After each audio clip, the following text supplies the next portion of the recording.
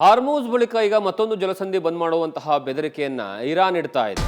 ಅದರಲ್ಲೂ ಪ್ರಮುಖವಾಗಿ ಈ ಇರಾನ್ ಏನಿದೆ ಒಂದ್ ಕಡೆಗೆ ಹಾರ್ಮೂಜ್ ಜಲಸಂಧಿಯನ್ನ ಬಂದ್ ಮಾಡುವಂತಹ ಕೆಲಸವನ್ನ ಮಾಡಿದೆ. ಇದರಿಂದ ಇಡೀ ವಿಶ್ವದಾದ್ಯಂತ ತೈಲದ ಅಭಾವ ಸೃಷ್ಟಿಯಾಗಿದೆ. ಇನ್ನೊಂದು ಕಡೆಗೆ ಬಾಬ್ ಅಲ್ ಮಂಡಬ್ ಇದು ಮತ್ತೊಂದು ಜಲಸಂಧಿ, ಅದನ್ನ ಬಂದ್ ಮಾಡೋ ಮೂಲಕವಾಗಿ ಮತ್ತಷ್ಟು ನಾವು ಶಾಕ್ ಕೊಡ್ತೀವಿ ಎನ್ನುವಂತಹ ವಿಚಾರವನ್ನ ಹೇಳ್ತಾ ಇದೆ.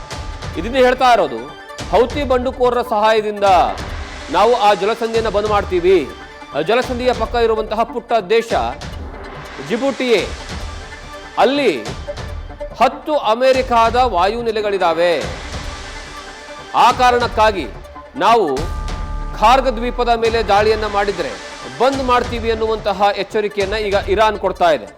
ಆ ಮೂಲಕವಾಗಿ ವಿಶ್ವದಲ್ಲಿ ಮತ್ತಷ್ಟು ತೈಲದ ಅಭಾವ ಸೃಷ್ಟಿ ಮಾಡುವಂತಹ ಲೆಕ್ಕಾಚಾರಗಳು ನಡೀತಾ ಇದ್ದಾವೆ. ಈಗಾಗಲೇ ಒಂದ್ ಕಡೆಗೆ ಸಂಧಾನದ ಮಾತುಗಳು ನಡೀತಾ ಇದ್ರೆ, ಮತ್ತೊಂದು ಕಡೆಗೆ ಇರಾನ್ ಯಾವುದೇ ಕಾರಣಕ್ಕೂ ಸಹ ಆ ಸಂಧಾನದಲ್ಲಿ ನಮಗೆ ಬೇಕಾದಂತಹ ರೀತಿಯಲ್ಲಿ ಏನಾದರೂ ನೀವು ಒಪ್ಕೊಳ್ಳಿಲ್ಲ ಅಂದ್ರೆ ನಾವು ಈ ಯುದ್ಧವನ್ನ ಮುಂದುವರಿಸ್ತೀವಿ, ಯುದ್ಧವನ್ನ ನಿಲ್ಲಿಸೋದಿಲ್ಲ ಅನ್ನುವಂತಹ ಸಂದೇಶ ಕೊಡುವಂತಹ ಕೆಲಸವನ್ನ ಮಾಡ್ತಾ ಇದೆ. ಈಗಾಗಲೇ ಹಾರ್ಮೂಜ್ ಜಲಸಂಧಿಯಿಂದ ಕಳೆದ 26 ದಿವಸಗಳಿಂದ ಯಾವ ರೀತಿಯಾಗಿ ಎಫೆಕ್ಟ್ ಆಗ್ತಾ ಇದೆ, ಅದರಲ್ಲೂ ಸ್ಪೆಷಲಿ ಈ ಏಷ್ಯಾ ದೇಶಗಳ ಮೇಲೆ ಅತಿ ಹೆಚ್ಚಿನ ಪ್ರಮಾಣದಲ್ಲಿ ಎಫೆಕ್ಟ್ ಆಗ್ತಾ ಇರೋದು. ಕಾರಣ ಏನು ಅಂದ್ರೆ ಈ ಅರಬ್ ಕಂಟ್ರಿಗಳ ಮೂಲಕವಾಗಿ ತೈಲವನ್ನ ನಾವು ತೆಗೆದುಕೊಳ್ಳೋದೆ ಈ ಹಾರ್ಮೂಜ್ ಜಲಸಂಧಿಯ ಮೂಲಕವಾಗಿ. ಈ ಹಾರ್ಮೂಜ್ ಜಲಸಂಧಿಯಲ್ಲೇ ಈಗ ಯುದ್ಧ ನಡೀತಾ ಇರುವಂತಹ ಕಾರಣಕ್ಕಾಗಿ ಈ ಇರಾನ್ ಸಂಪೂರ್ಣವಾಗಿ ಅದರ ಮೇಲೆ ಹಿಡಿತವನ್ನು ಸಾಧಿಸಿರುವಂತಹ ಕಾರಣಕ್ಕಾಗಿ ಇವಾಗಲೂ ಸಹ ಬಹಳಷ್ಟು ದೇಶಗಳಲ್ಲಿ ತೈಲದ ಅಭಾವ, LPG ಅಭಾವ, ಡೀಸೆಲ್ ಅಭಾವ ಎಲ್ಲವೂ ಸಹ ಕಾಣಸಿಗ್ತಾ ಇದೆ. ಇದು ಕೇವಲ ಟ್ರಾನ್ಸ್ಪೋರ್ಟ್ಗೆ ಸಂಬಂಧಪಟ್ಟ ಹಾಗಲ್ಲ, ಅದರ ಜೊತೆಗೆ ಬಹಳಷ್ಟು ದೇಶಗಳಲ್ಲಿರುವಂತಹ ಉದ್ಯೋಗಗಳು, ಇಂಡಸ್ಟ್ರಿಗಳು ಮುಚ್ತಾ ಇದ್ದಾವೆ.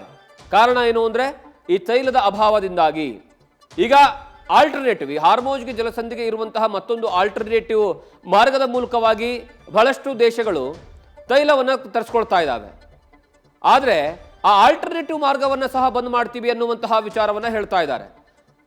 ಹಾಗಾಗಿ ಈಗ ಎಲ್ರಿಗೂ ಆತಂಕ ಸೃಷ್ಟಿ ಆಗ್ತಾ ಇರೋದು, ಒಂದು ವೇಳೆ ಇದನ್ನ ಕ್ಲೋಸ್ ಮಾಡಿದ್ದೇ ಆದರೆ ಅದರ ಎಫೆಕ್ಟ್ ಮತ್ತಷ್ಟು ಹೆಚ್ಚಾಗುವಂತಹ ಸಾಧ್ಯತೆ ಇದೆ ಅನ್ನುವಂತಹ ವಿಚಾರವನ್ನ ಹೇಳ್ತಾ ಇದ್ದಾರೆ. ಹಾಗಿದ್ರೆ ಯಾವುದು ಜಲಸಂಧಿ, ಇನ್ನೊಂದು ಜಲಸಂಧಿ ಯಾವ ರೀತಿಯಾಗಿ ವರ್ಕ್ ಆಗ್ತಾ ಇದೆ, ಇದರ ಸಂಪೂರ್ಣ ವಿವರವನ್ನು ಕೊಡುವಂತಹ ಕೆಲಸವನ್ನ ನಿಮಗೆ ಈ ವಿಡಿಯೋ ವಾಲ್ ಮೂಲಕವಾಗಿ ತೋರಿಸ್ತಾ ಹೋಗ್ತೀನಿ. ಯಾಕಂದ್ರೆ ಇನ್ ಡೀಟೇಲ್ ಆಗಿ ಇಲ್ಲಿ ನಿಮಗೆ ಇರಾನ್ ಕಾಣಿಸ್ತಾ ಇದೆ. ಆ ಇರಾನ್ ಏನಿದೆ, ಇರಾನ್ ಕೆಳಗಡೆ ಇರುವಂಥದ್ದು ನಿಮಗೆ ರೌಂಡ್ ಮಾರ್ಕಲ್ಲಿ ತೋರಿಸ್ತಾ ಇದೀವಿ ನೋಡಿ, ವೈಟ್ ರೌಂಡ್.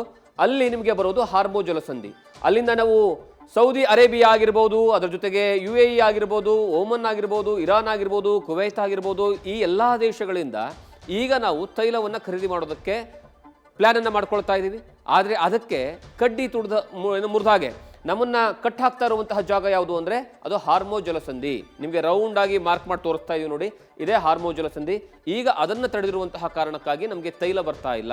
ಇದಕ್ಕೆ ಆಲ್ಟರ್ನೇಟಿವ್ ಆಗಿ ನಾವು ಮಾಡ್ಕೊಂಡಿರುವಂಥದ್ದು ಯಾವುದು, ಈ ಒಂದು ಮಾರ್ಗ. ಕೆಳಗಡೆ ನೀವು ಅರಬ್ಬಿ ಸಮುದ್ರದಿಂದ ಕೆಳಗಡೆ ಹೋದ್ರೆ ಅಲ್ಲಿ ಏಮನ್ ಕಾಣಿಸ್ತಾ ನೋಡಿ, ಆ ಏಮನ್ ಕೆಳಗಡೆಯಿಂದ ಹೋದ್ರೆ ಗಲ್ಫ್ ಆಫ್ ಏನಂದ್ರೆ ಜಿಬೋಟಿ, ಆ ಜಿಬೋಟಿಯ ಮೇಲ್ಭಾಗದಲ್ಲಿ ಕೆಂಪು ಸಮುದ್ರದ ಮೂಲಕವಾಗಿ ನಾವು ಆ ಕಡೆಯಿಂದ ಅಂದ್ರೆ ಮುಂಭಾಗದಲ್ಲಿ ಬರುವಂಥದ್ದು ನಿಮಗೆ ಆ ಇಸ್ರೇಲ್ ಏನು ಕಾಣಿಸ್ತಾ ಇದೆಯಲ್ಲ, ಅಲ್ಲಿ ಇಸ್ರೇಲ್ ಅಂತ ಬರೆದಿರೋದು, ಆ ಕೆಂಪು ಸಮುದ್ರದ ಮೂಲಕವಾಗಿ ಮೇಲ್ಗಡೆ ಹೋದ್ರೆ ನಮಗೆ ಸುವೇಜ್ ಕಾಲುವೆ ಇದೆ. ಆ ಸುವೇಜ್ ಕಾಲುವೆ ನಿಮಗೆ ರೀಚ್ ಆಗೋದು ಈ ಜಾಗದಲ್ಲಿ ಸುವೇಜ್ ಕಾಲುವೆ ಬರುತ್ತೆ. ಈ ನದಿಯಿಂದ ಕೆಂಪು ಸಮುದ್ರದಿಂದ ಮೇಲ್ಗಡೆ ಹೋದ್ರೆ ಆ ಸುವೇಜ್ ಕಾಲುವೆ ಮೂಲಕವಾಗಿ ನಾವು ಯುರೋಪಿಯನ್ ಕಂಟ್ರಿಗಳ ಮೂಲಕವಾಗಿ ಅಥವಾ ರಷ್ಯಾದಿಂದ ನೇರವಾಗಿ ನಮಗೆ ಬ್ಲ್ಯಾಕ್ ಸೀಯ ಮೂಲಕವಾಗಿ ಅಲ್ಲಿಂದ ನೇರವಾಗಿ ಸುವೇಜ್ ಕಾಲುವೆ ಮೂಲಕ, ಅದಾದ ಮೇಲೆ ಈ ಒಂದು ಕೆಂಪು ಸಮುದ್ರದ ಮೂಲಕವಾಗಿ ಕೆಳಗಡೆಯಿಂದ ನಮಗೇನಂದ್ರೆ ಭಾರತಕ್ಕೆ ಅಥವಾ ಏಷ್ಯಾ ದೇಶಗಳಿಗೇನಂದ್ರೆ ತೈಲ ಬರುತ್ತೆ, LPG ಬರುತ್ತೆ.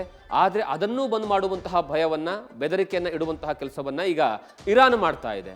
ಹಾಗಾದ್ರೆ ಒಂದು ವೇಳೆ ಈ ಒಂದು ಸ್ಥಳ ಏನಿದೆ, ಅಲ್ಲೂ ನಿಮಗೆ ತುಂಬಾ ನ್ಯಾರೋ ಕಾಣಿಸ್ತಾ ಇರುವಂತಹ ಜಿಬೋಟಿ ಇದೆಯಲ್ಲ, ಅಲ್ಲಿ ಬಾಬ್ ಅಲ್ ಮಂಡಬ್ ಜಲಸಂಧಿ ಅಂತಾನೆ ಕರೀತಾರೆ ಅದಕ್ಕೆ. ಅದರ ಮೇಲೆ ನಾವು ಸಂಪೂರ್ಣವಾದಂತಹ ಹಿಡಿತವನ್ನ ಸಾಧಿಸ್ತೀವಿ. ಅಮೆರಿಕ ಏನಾದರೂ ತಮ್ಮ ವಾಯುನೆಲೆಗಳಿಂದ ದಾಳಿಯನ್ನು ಮಾಡೋದಕ್ಕೆ ಮುಂದಾಗಿದ್ದೇ ಆದರೆ ಅದರ ಎಫೆಕ್ಟ್ ದೊಡ್ಡ ಮಟ್ಟದಲ್ಲಿ ಇರುತ್ತೆ ಅನ್ನುವಂತಹ ಬೆದರಿಕೆಯನ್ನು ಇಡ್ತಾ ಇದೆ. ಒಂದು ವೇಳೆ ನಾವು ಎರಡೂ ಕ್ಲೋಸ್ ಆಗಿದ್ದೇ ಆದರೆ ಅದರ ಎಫೆಕ್ಟ್ ಎಷ್ಟರ ಮಟ್ಟಿಗೆ ಇರುತ್ತೆ ಅಂದರೆ ಕಲ್ಪನೆ ಮಾಡ್ಕೊಳ್ಳೋದಕ್ಕೂ ಆಗೋದಿಲ್ಲ. ಕಾರಣ ಏನು ಅಂದರೆ ಇವೆರಡೂ ಏನಾದರೂ ಕ್ಲೋಸ್ ಆಗಿದ್ದೇ ಆದರೆ ನಾವು ಪೂರ್ತಿಯಾಗಿ ಅಟ್ಲಾಂಟಿಕದ ಮೂಲಕವಾಗಿ ನಾವು ಎಂಟ್ರಿನ ಕೊಡಬೇಕಾಗತ್ತೆ. ಅಟ್ಲಾಂಟಿಕದ ಮೂಲಕವಾಗಿ ನೀವು ತೈಲವನ್ನು ಖರೀದಿ ಮಾಡಬೇಕಾಗತ್ತೆ. ಯುರೋಪಿಯನ್ ಕಂಟ್ರಿಗಳಾಗಿರ್ಬೋದು ಅಥವಾ ಏನಂತಂದ್ರೆ ರಷ್ಯಾದಿಂದ ಆಗಿರ್ಬೋದು. ಅದು ಬರಬೇಕು ಅಂದ್ರೆ ಅತಿ ಹೆಚ್ಚಿನ ಪ್ರಮಾಣದಲ್ಲಿ ಸಾಗಾಣಿಕೆಯ ವೆಚ್ಚ ಆಗುತ್ತೆ. ಒಂದು ಸಾಗಾಣಿಕೆಯ ವೆಚ್ಚ ಆದರೆ ನಿಮಗೆ ಈ ದೃಶ್ಯ ಇದೆ ನೋಡಿ, ಇದು ಕ್ಲಿಯರ್ ಆಗಿ ಗೊತ್ತಾಗುತ್ತೆ ನಿಮಗೆ. ಇದರಲ್ಲಿ ನಿಮಗೆ ಭಾರತ ಏನು ಕಾಣಿಸ್ತಾ ಇದೆ, ನಿಮಗೆ 3 ಡಾಟ್ಗಳನ್ನು ತೋರಿಸ್ತಾ ಇದ್ದೀವಿ. ಒಂದು ಹಾರ್ಮೋ ಜಲಸಂಧಿ, ಮತ್ತೊಂದು ಕಡೆಗೆ ಏನಂದ್ರೆ ಮಂಡೇದ್ ಜಲಸಂಧಿ, ಅದರ ಜೊತೆಗೆ ಸುವೇಜ್ ಕಾಲುವೆ. ಆ ಸುವೇಜ್ ಕಾಲುವೆ ಮೂಲಕವಾಗಿ ಈಗ ಆಲ್ಟರ್ನೇಟಿವ್ ವ್ಯವಸ್ಥೆಯನ್ನು ನಾವು ಮಾಡ್ಕೊಂಡಿದ್ದೀವಿ. ಈ ಆಲ್ಟರ್ನೇಟಿವ್ ವ್ಯವಸ್ಥೆ ಮೇಲೂ ಸಹ ಒಂದು ವೇಳೆ ಹೊಡೆತ ಕೊಟ್ಟಿದ್ದೇ ಆದರೆ ಅದರ ಎಫೆಕ್ಟ್ ಏನಾಗುತ್ತೆ ಅಂದರೆ, ನೀವು ಕೆಳಗಡೆ ಬರಬೇಕಾಗತ್ತೆ. ಈ ಇಂಡಿಯನ್ ಓಷನ್ ಇದೆ, ಇಂಡಿಯನ್ ಓಷನ್ನಿಂದ ಏನಂದ್ರೆ ಕೆಳಗಡೆ ಬಂದು ಅಟ್ಲಾಂಟಿಕ್ ಓಷನ್ ಇದೆ. ಆ ಅಟ್ಲಾಂಟಿಕ್ ಓಷನ್ ಇಂದ ಸುತ್ತಾಕಿ ನಾವು ಯುರೋಪಿಯನ್ ಕಂಟ್ರಿಗಳಾಗಿರ್ಬೋದು ಅಥವಾ ಏನಂದ್ರೆ ಅದರ ಬದಲಾಗಿ ರಷ್ಯಾದಿಂದ ಬ್ಲ್ಯಾಕ್ ಸಿಯ ಮೂಲಕವಾಗಿ ನಾವು ತೈಲವನ್ನು ಖರೀದಿ ಮಾಡಬೇಕಾದಂತಹ ಪರಿಸ್ಥಿತಿ ಬರುತ್ತೆ.